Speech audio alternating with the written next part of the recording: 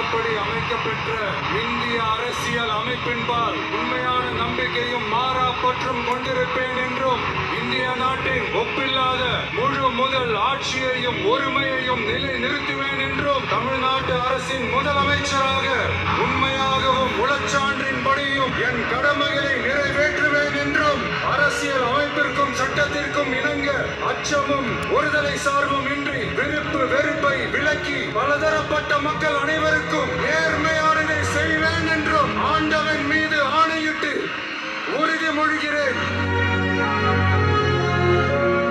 மக்கள் உள்ளமெங்கும் மின்னல் ஒளி வண்ணம் பெறும் விதத்தில் 2 மாதத்திற்கு 500 யூனிட்டுக்குள் பயன்படுத்துவோருக்கு 200 யூனிட் மின்சாரம் இலவசம்.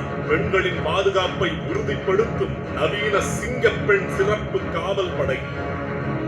கடுமையான நடவடிக்கையுடன் போதை ஒழிப்பு சட்டம். உங்களுடைய ஆட்சி. This is a new beginning. New era starts now. தேர்தல் வாக்குறுதி ஒவ்வொன்றாக நிச்சயம் நிறைவேற்றுவேன் என உறுதியளித்த மறுநாளே பள்ளி, கல்லூரிகள், கோயில்கள், மருத்துவமனைகள் அருகில் இருந்த 717 டாஸ்மாக் மதுபான கடைகளை உடனே மூட முதலமைச்சர் அவர்கள் உத்தரவிட்டார்.